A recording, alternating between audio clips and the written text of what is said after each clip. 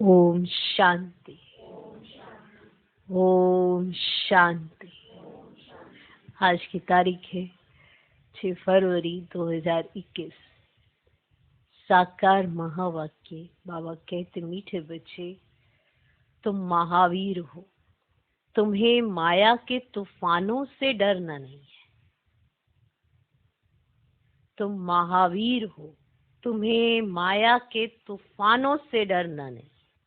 एक बाप के सिवाय और कोई भी परवाह ना कर पवित्र जरूर बनना है। जैसे पवित्रता के लिए बहुत सुनना पड़ता है, तो कहीं सबकी परवाह करने लगते हैं। कौन क्या कह रहा है, कैसे कह रहा है, तो पवित्र रह नहीं सकते। तो एक बाप के सिवाय और कोई भी परवाह ना कर पवित्र जरूर बनना है। बाबा कहते, मीठे बच्चे, तुम महावीर हो, तुम्हें माया के तूफानों से डरना नहीं है। एक बाप के सिवाय और कोई भी परवाह ना कर पवित्र जरूर बनना है। क्या करना है? पवित्र जरूर बनना है। आज का प्रश्न, बच्चों में कौन सी हिम्मत बनी रहे तो बहुत ऊंच पद पा सकते हैं।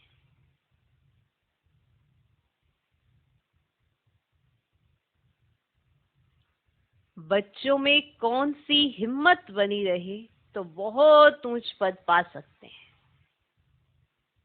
उत्तर, श्रीमत पर चल पवित्र बनने की।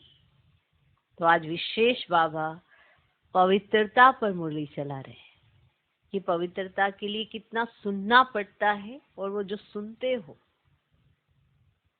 उसको ये मत समझो कि ये क्या हो रहा है, क्यों हो रहा है, हमसे सहन नहीं होता। भले कितने भी हंगामे हो, कितना भी सितम सहन करना पड़े, पर जो बाप की श्रीमत है उस पर चलना है। इसलिए प्रश्न, बच्चों में कौन सी हिम्मत बनी रहे तो ऊंच पद, बहुत ऊंच पद पा सकते हैं। उत्तर, श्रीमत पर चल पवित्र बनने की। भले कितने भी हंगामे हो, सितम सहन करना पड़े, लेकिन बाप ने जो पवित्र बनने की श्रेष्ठ मत दी है उस पर निरंतर चलते रहे तो बहुत ऊंच पद पा सकते हैं। किसी भी बात में डरना नहीं है। कुछ भी होता है, नथिंग न्यू। कोई भी हंगामा होता है, कोई भी बात सामने आती है, पवित्रता के लिए कुछ भी हो, डरना नहीं है। Nothing new. क्लियर? इसलिए कहा, तुम महावीर हो, तुम्हें माया के तूफानों से डरना नहीं है। एक बाप के सिवा और कोई भी परवाह ना कर पवित्र जरूर बनना है। सबकी बातें सुननी पड़ती हैं, सब कुछ होता है, पर अगर उनकी परवाह करने लगोगे तो पवित्र कैसे बनोगे? याद की यात्रा में रहो, हिम्मत रखो, परवाह ना करो, आगे बढ़ो, सब सहयोगी होंगे। इस मार्ग पर शुरुआत में बहुत कठिनाई आती है, ऐसा लगता है कि ऐसा क्यों चुन लिया, लेकिन यथार्थ मार्ग यही है, सत्य मार्ग यही है। इसे श्रीमत पर चलकर पवित्र बनने का मार्ग। कल कितने भी हंगामे हो, सितम सहन करने पड़े, लेकिन बाप ने जो पवित्र बनने की श्रेष्ठ मत दी है उस पर चलते चलो, और वो भी निरंतर चलते रहे तो बहुत उच्च पद पा सकते हैं। किसी भी बात में डरना नहीं है। कुछ भी होता है, नथिंग न्यू। कोई भी हंगामा होता है, नथिंग न्यू। पहले भी हुआ था, अब भी हो रहा है। इसलिए कोई भी पॉइंट अगर यथार्थ रीति लगाओगे तो स्मृतियां ऐसी मर्ज होती हैं और अपना पुरुषार्थ आगे बढ़ता है। हर पॉइंट को कहाँ लगाना है इसकी समझ भी बाबा हमको देते हैं। रोज मत देते हैं, रोज श्रीमत देते हैं, कहाँ किस पॉइंट का इस्तेमाल करना है। इन बातों में इस्तेमाल करेंगे। नथिंग न्यू, कोई बात नहीं ना। पहले भी ऐसे विघन डाले थे, अब भी डाल रहे हैं, तो क्या बड़ी बात होगी। तो पॉइंट कहाँ लगाया, क्या पुरुषार्थ तीव्र गति को पाया या पुरुषार्थहीन हो गए, ये भी चेक करना बहुत जरूरी है। इसलिए पवित्रता के लिए अगर हंगामे हो, सितम सहन करना पड़े, कोई बात नहीं, परवाह नहीं करनी। नथिंग। ओके, बाबा को देखा है ना, बाबा के सामने कितने हंगामे हुए, तो बाबा सोचते नथिंग न्यू, पहले भी हुआ था तो उसमें क्या बड़ी बात हो गई, पहले भी ऐसा हुआ था, पहले भी ऐसे हंगामे हुए थे, पहले भी मार पड़ी थी, मारे खाई थी, गालियां खाई थी, हंगामे हुए थे, क्योंकि नई बात कही है इसलिए ये सब कुछ होगा। तब ये पॉइंट आता है नथिंग न्यू, कुछ भी नया तो नहीं है, पहले भी हुआ था, कल्प कल्प होता है, क्या बड़ी बात है। अब यहाँ ये पॉइंट कितना यथार्थ है। इसी तरह से बाबा के महावाक्यों में हर पॉइंट यथार्थ होता है आगे बढ़ाने के लिए, लेकिन आप अपनी स्थिति से कौन सा पॉइंट लगाते हैं वो आपकी समृद्धियों पर डिपेंड करता है कि आप कौन सा पॉइंट लगाते हैं अपने पुरुषार्थ में, आगे बढ़ने के लिए या पीछे हटने के लिए।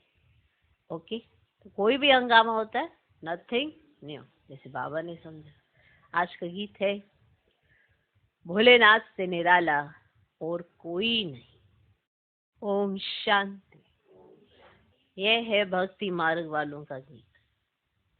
ज्ञान मार्ग में गीत आदि की कोई जरूरत नहीं है, क्योंकि गाया हुआ है बाप से हमें बेहद का वर्षा मिला है। गायन ये है कि बाप से हमें बेहद का वर्षा मिला। जो भक्ति मार्ग की रस्म रिवाज है वह इसमें नहीं आ सकती। बच्चे कविता आदि बनाते हैं औरों को सुनाने के लिए, उसका भी अर्थ जब तक तुम ना समझाओ तब तक कोई समझ ही ना सके। अब तुम बच्चों को बाप मिला है तो खुशी का पारा चढ़ना चाहिए। बाप ने 84 जन्मों के चक्र का नॉलेज भी सुनाया है, खुशी होनी चाहिए। हम अभी स्वदर्शन चक्रधारी बने, बाप से विष्णुपुरी का वर्षा ले रहे हैं। निश्चय बुद्धि ही विजयंती, जिसको निश्चय होता है वे सत्युग में तो जाएंगे ही। तो बच्चों को सदैव खुशी रहनी चाहिए। Follow father. बच्चे जानते हैं निराकार शिव बाबा ने जब से इसमें प्रवेश किया है तो बड़े हंगामे हुए, पवित्रता पर बड़े झगड़े चले। बच्चे बड़े होते कहेंगे जल्दी शादी करो, शादी बगैर काम कैसे चलेगा। मनुष्य गीता पढ़ते हैं परंतु उसे समझते कुछ नहीं। सबसे जास्ती बाबा को अभ्यास था, एक दिन भी गीता पढ़ना मिस नहीं करते थे। जब मालूम पड़ा गीता का भगवान शिव है, नशा चढ़ गया, हम तो विश्व के मालिक बनते हैं, ये तो शिव भगवान वाच है। फिर पवित्रता का भी बड़ा हंगामा हुआ। इसमें बहादुरी चाहिए ना। तुम हो ही महावीर महावीर नहीं, सिवाय एक के और कोई की परवाह नहीं। पुरुष है रचता, रचता खुद पावन बनता है तो रचना को भी पावन बनाता है। बस इस बात पर ही बहुतों का झगड़ा चला। अब पुरुष रचता माना बाबा रचता, तो उनको अपने बच्चों का माना वो रचना। तो बस इस बात पर ही बहुतों का झगड़ा चला। बड़े बड़े घरों से निकल आए, कोई की परवाह नहीं। जिनकी तकदीर में नहीं है तो समझे भी कैसे। पवित्र रहना है तो रो, नहीं तो जाकर अपना प्रबंध करो। इतनी हिम्मत चाहिए ना। बाबा के सामने कितने हंगामे हुए। बाबा को कभी रंज हुआ देखा? देखा? अमेरिका तक अखबारों में निकल गया। Nothing new. यह तो कल्प पहले मुआफिक होता है, इसमें डरने की क्या बात है। हमको तो अपने बाप से वर्षा लेना है, अपनी रचना को बचाना है। बाप जानते हैं सारी क्रिएशन इस समय पतित है, मुझे ही सबको पावन बनाना है। बाप को ही सब कहते हैं हे पतित पावन लिबरेटर आओ, तो उनको ही तरस पड़ता है। रहम दिल है ना। तो बाप समझाते हैं, बच्चे कोई भी बात में डरो मत, डरने से इतना उच्च पद पा नहीं सके। माताओं पर ही अत्याचार होते हैं, यह भी निशानी है। द्रौपदी को नग्न करते थे, बाप 21 जन्मों के लिए नग्न होने से बचाते हैं। दुनिया इन बातों को नहीं जानती। पतित तमो प्रधान पुरानी सृष्टि भी बननी ही है। हर चीज नई से फिर पुरानी जरूर होनी है। अब पुराने घर को छोड़ना ही पड़ता है। नई दुनिया गोल्डन एज, पुरानी दुनिया आयरन एज, सदैव तो रह ना सके। तुम बच्चे जानते हो ये सृष्टि चक्र है।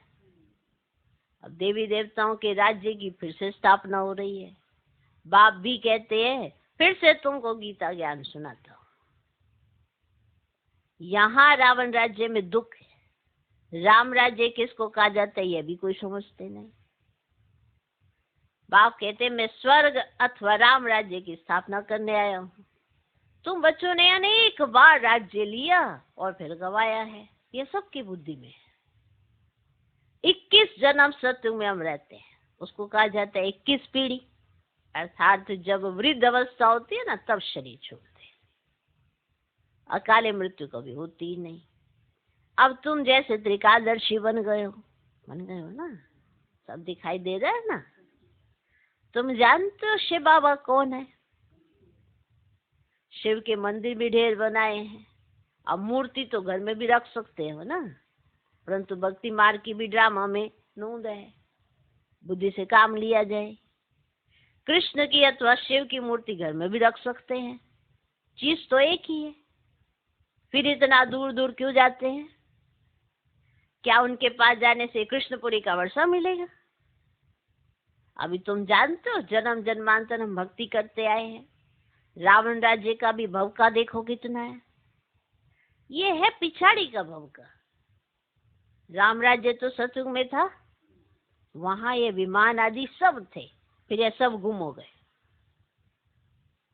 फिर इस समय ये सब निकले है ना। अब ये सब सीख रहे हैं। जो सीखने वाले हैं वे संस्कार ले जाएंगे, वहां आकर फिर विमान बनाएंगे। अब ये भविष्य में तुमको सुख देने वाली चीजें हैं। अब ये साइंस फिर तुमको काम आएगी। अब ये साइंस दुख के लिए है, फिर वहां सुख के लिए होगी। अभी स्थापना हो रही है। बाप नई दुनिया के लिए राजधानी स्थापन करते, तो तुम बच्चों को महावीर बनना है। अब दुनिया में ये थोड़ी कोई जानते कि भगवान आया हुआ है, पता है किसी को? बाप कहते ग्रस्त व्यवहार में रहते कमल फूल समान पवित्र हो, इसमें डरने की बात नहीं। करके गाली देंगे, क्या होगा? ज्यादा से ज्यादा करके गाली देंगे। गाली तो इनको भी बहुत मिली है। कृष्ण ने गाली खाई ऐसा दिखाते हैं। अब कृष्ण तो गाली खा ना सके, गाली तो कलयुग में खाते हैं। तुम्हारा रूप जो अभी है फिर कल्प के बाद इस समय होगा, बीच में कभी हो ना सके। जन्म बाय जन्म फीचर्स बदलते जाते हैं, ये ड्रामा बना हुआ है। 84 जन्मों में जो फीचर्स वाले जन्म लिए हैं वही लेंगे।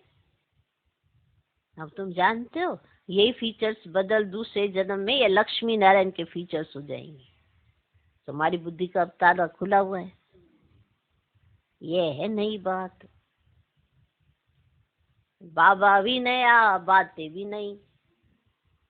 ये बातें किसकी समझ में जल्दी नहीं आती है ना। ये जो बातें है ना, किसकी समझ में जल्दी नहीं आती। जब तक धीर में हो तब कुछ समझे। बाकी महावीर उनको कहा जाता है जो कितने भी तूफान आए हिले नहीं, अव्यवस्था हो ना सके। उन्हीं है जरूर। महावीर कोई तूफान से डरेंगे नहीं। व्यवस्था पिछाड़ी मोने है, इसीलिए तो गाया हुआ है ना, अतीन्द्रिय सुख गोप गोपियों से पूछो। बाप आए तुम बच्चों को स्वर्ग का लायक बनाने, कल्प पहले में सर नर का विनाश तो होना ही है। सतयुग में तो एक ही धर्म होगा। अब चाहते भी है वननेस, एक धर्म होना चाहिए। ये भी किसको पता नहीं है कि एक राम राज्य रावण राज्य ये अलग अलग है ना। ये तो पता नहीं किसी को, राम राज्य रावण राज्य अलग अलग है। अब बाप में पूरा निश्चय तो श्रीमत पर चलना पड़े। हर एक की नब्ज देखी जाती है, उस अनुसार फिर राय भी दी जाती है। बाबा ने भी बच्चे को कहा, क्या कहा? बाबा ने भी बच्चे को कहा अगर शादी करनी हो तो जाकर करो। बहुत मित्र संबंधी आदि बैठे, उनको शादी करा देंगे। फिर कोई ना कोई निकल पड़ा। तो हर एक की नब्ज देखी जाती है। पूछते बाबा ये हालत है, हम पवित्र रहना चाहते हैं, हमारे संबंधी हमको घर से निकालते, अब क्या करना है? अरे ये भी पूछते हो, पवित्र रहना है, अगर नहीं रह सकते तो जाकर शादी करो। अच्छा समझो किसकी सगाई हुई है, राजी करना है, हर जाने। हथियाला जब बांधते हैं तो उस समय कहते हैं ना ये पति तुम्हारा गुरु है। अच्छा तुम उनसे लिखवा लो, तुम मानती हो मैं तुम्हारा गुरु ईश्वर हूं, लिखो।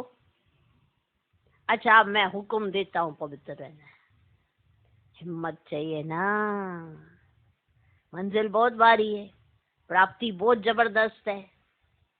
काम की आग तब लगती जब प्राप्ति का पता नहीं है ना। विशेष पॉइंट है, काम की आग तब लगती है जब प्राप्ति का पता नहीं है। बाप कहते इतनी बड़ी प्राप्ति होती है तो अगर एक जन्म पवित्र रहे तो क्या बड़ी बात है। हम तुम्हारे पति ईश्वर हैं, हमारी आज्ञा पर पवित्र रहना पड़ेगा। बाबा युक्तियां बता देते हैं। भारत में ये कायदा है, स्त्री को कहते हैं तुम्हारा पति ईश्वर है, उनकी आज्ञा में रहना है, पति का पांव दबाना है। क्योंकि समझते हैं ना लक्ष्मी ने भी नारायण के पांव दबाए थे। अब ये आदत कहाँ से निकली? भक्ति मार्ग के चित्रों से। अब सत्युग में तो ऐसी बात होती ही नहीं। नारायण कभी कोई थकता है क्या जो लक्ष्मी पांव दबाएगी? अब थकावट की बात हो ना सके। अब यह तो दुख की बात हो जाती है कि नारायण थक गया, है ना। सत्युग में तो कोई दुख ही नहीं होता। ये तो दुख की बात हो गई कि नारायण जी थक गए और लक्ष्मी जी पांव दबा रही, ये तो दुख की बात हो गई ना। अब वहां दुख दर्द कहाँ से आया? तब बाबा ने फोटो से लक्ष्मी का चित्र ही उड़ा दिया। नशा तो चढ़ता है ना। अब छोटेपन से ही वैराग्य रहता था, इसलिए भक्ति बहुत करते थे। तो बाबा युक्ति बहुत बताते हैं। तुम जानते हो हम एक बाप के बच्चे तो आपस में भाई बहन हो गए, डाढ़े से वर्षा लेते हैं, बाबा को बुलाते ही हैं पतित दुनिया में, हे पतित पावन सभी सीताओं के राम। तो बाप को ही कहा जाता है ना ट्रुथ, सचखंड स्थापन करने वाला। वही सारी सृष्टि के आदि मध्य अंत का सत्य ज्ञान तुमको देते हैं। तुम्हारी आत्मा अभी ज्ञान सागर बन रही है, तुम्हारी आत्मा अभी ज्ञान सागर बन रही है। मीठे बच्चों को हिम्मत रखनी चाहिए। हमको बाबा की श्रीमत पर चलना है। बेअद का बाप बेअद की रचना को स्वर्ग का मालिक बनाते हैं। तो पुरुषार्थ कर पूरा वर्षा लेना है, वारी जाना है। तुम उनको अपना वारिस बनाएंगे तो वो तुमको 21 जन्मों के लिए वर्षा देंगे। बाप बच्चे के ऊपर वारी जाते हैं। बच्चे कहते हैं बाबा ये तन मन धन सब आपका है, आप बाप भी हो तो बच्चा भी हो। गाते भी है ना, तमेव माता च पिता तमेव। तो एक ही की महिमा कितनी बड़ी है। उनको कहा जाता है ना सर्व का दुख हरता सुख करता। अब सत्युग में 5 तत्व भी सुख देने वाले होते हैं और कलयुग में 5 तत्व भी तमो प्रधान होने के कारण दुख देते हैं। वहां तो है ही सुख, ये ड्रामा बना हुआ है। तुम जानते हो ये वही 5000 वर्ष पहले वाली लड़ाई है। अब ईश्वर की स्थापना हो रही है तो बच्चों को तो सदैव खुशी में रहना चाहिए। भगवान ने तुमको अडॉप्ट किया है, फिर तुम बच्चों को बाप श्रृंगारते भी है, पढ़ाते भी है।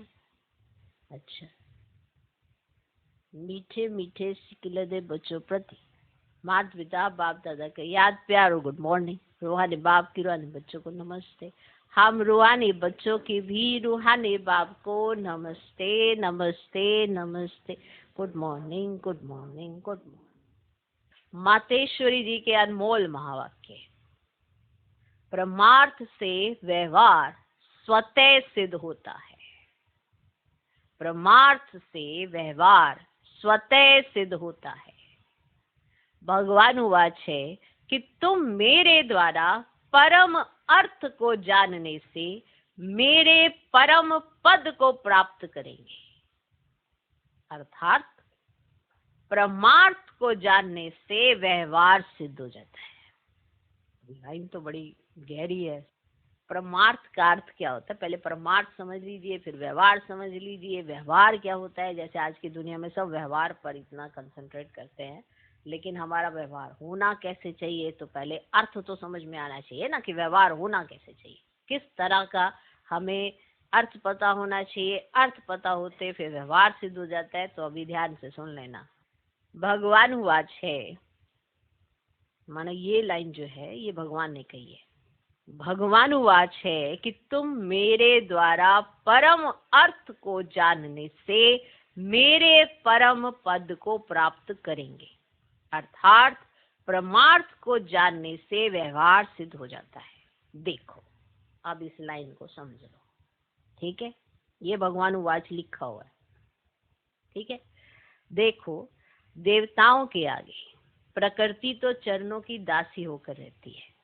ये 5 तत्व सुख स्वरूप बन मन इच्छित फल सेवा करते हैं। ऐसे करते हैं ना। देखो, देवताओं के आगे जब देवी देवताएं प्रेजेंट होते हैं तो प्रकृति के 5 तत्व उनके चरणों की दासी होकर रहते हैं, माना उनके अकॉर्डिंग चलते हैं। ये 5 तत्व सुख स्वरूप बन मन इच्छित सेवा करते हैं। मन इच्छित सेवा करते हैं। इस समय देखो, मन इच्छित सुख ना मिलने के कारण मनुष्य को दुख अशांति प्राप्त होती रहती है। ठीक, तो वहां पर 5 तत्व मन इच्छित सुख देते हैं, माना वो सेवा करते हैं। लेकिन इस समय मन इच्छित सुख ना मिलने के कारण मनुष्य को दुख अशांति प्राप्त होती रहती है। सत्युग में तो ये प्रकृति बा अदब रहती है, माना पूरी कायदे से रहती है। बा अदब माना बहुत सलीकेदार रहती है। देखो, देवताओं के जड़ चित्रों पर भी इतने हीरे जवाहरात लगाते हैं, तो जब चैतन्य में प्रत्यक्ष होंगे तो उस समय कितने वैभव होंगे।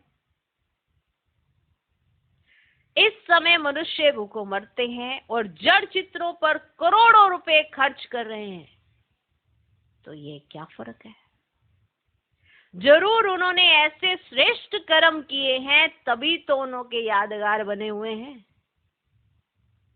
मनुष्य भूखों मरते हैं, लेकिन जड़ देवी देवताओं के चित्रों के ऊपर करोड़ों रुपया खर्च होता है। क्यों? क्योंकि उन्होंने श्रेष्ठ कर्म किए हैं जिसका यादगार बना हुआ है। उनका पूजन भी कितना होता है। वे निर्विकारी प्रवृत्ति में रहते भी कमल फूल समान अवस्था में थे, परंतु अब वो निर्विकारी प्रवृत्ति के बदले विकारी प्रवृत्ति में चले गए हैं, जिस कारण सभी परमार्थ को भूल व्यवहार के तरफ लग गए हैं। परमार्थ को भूल गए हैं, व्यवहार की तरफ लग गए हैं, इसलिए रिजल्ट उल्टी जा रही है। अब अपने को स्वयं परमात्मा आए विकारी प्रवृत्ति से निकाल निर्विकारी प्रवृत्ति सिखाते हैं, जिससे अपनी जीवन सदा काल के लिए सुखी बनती है। इसलिए पहले चाहिए परमार्थ, बाद में व्यवहार। परमार्थ में रहने से व्यवहार ऑटोमेटिकली सिद्ध हो जाता है ना। जो परमात्मा ने कहा, जो परमात्मा ने सिखाया, जो परमात्मा ने समझाया, अगर उसके अर्थ सहित अपना जीवन जिएंगे तो व्यवहार ऑटोमेटिकली सिद्ध हो जाता है। उस पर ज्यादा मेहनत नहीं करनी पड़ती है। जैसे कि अगर हम दैवी गुणों के साथ जीवन शुरू करते हैं तो हमें ये चिंता करने की जरूरत नहीं है कि सामने वाला हमारे साथ कैसा व्यवहार करेगा, क्योंकि आपका संस्कार दैवी है, आपका व्यवहार दैवी है, तो आपको चिंता करने की जरूरत नहीं होती। अगर आप निर्विकारी प्रवृत्ति मार्ग में रहते हैं तो आपको चिंता करने की जरूरत नहीं होती। तो पहले है परमार्थ और उससे व्यवहार ऑटोमेटिकली सिद्ध हो जाता है। क्लियर हुआ? परमार्थ से व्यवहार स्वतः सिद्ध होता है। तो अगर दैवी गुणों के साथ हम रहते हैं जो परमात्मा ने हमें सिखाया है, अगर उस अर्थ को समझते हैं और फिर हम परम पद को प्राप्त करते हैं, माना परमार्थ को जानने से व्यवहार सिद्ध हो जाता है। माना भगवान को जानोगे, भगवान द्वारा सीखोगे और निर्विकारी प्रवृत्ति में रहोगे, कमल फूल समान जीवन जियोगे, तो आपका व्यवहार ऑटोमेटिकली सिद्ध हो जाता है। आपको मेहनत करने की जरूरत नहीं है कि आपका व्यवहार अच्छा रहे। क्लियर? ओम शांति। धारणा के लिए मुख्य सार, पहला पॉइंट, सदा बाप समान बनने की हिम्मत रखनी है। बाप पर पूरा वारी जाना है। सदा बाप समान बनने की हिम्मत रखनी है, बाप पर पूरा वारी जाना है। दूसरा पॉइंट, किसी भी बात में डरना नहीं है, पवित्र जरूर बनना है। किसी भी बात में डरना नहीं है, पवित्र जरूर बनना है। आज का वरदान, सदा रहम और कल्याण की दृष्टि से विश्व की सेवा करने वाले विश्व परिवर्तक भव। सदा रहम और कल्याण की दृष्टि से, सदा रहम और कल्याण की दृष्टि से विश्व की सेवा करने वाले विश्व परिवर्तक भव।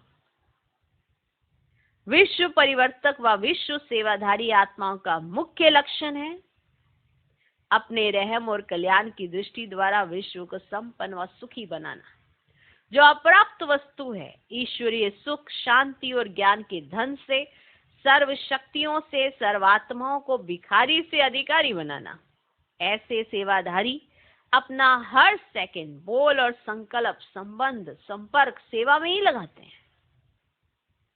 उनके देखने, चलने, खाने सब में सेवा समाई हुई रहती है, सब में सेवा। आज का स्लोगन, मान शान का त्याग कर अपने समय को बेहद सेवा में सफल करना ही परोपकारी बनना है। मान शान का त्याग कर अपने समय को बेहद सेवा में सफल करना ही परोपकारी बनना है। ओम शांति।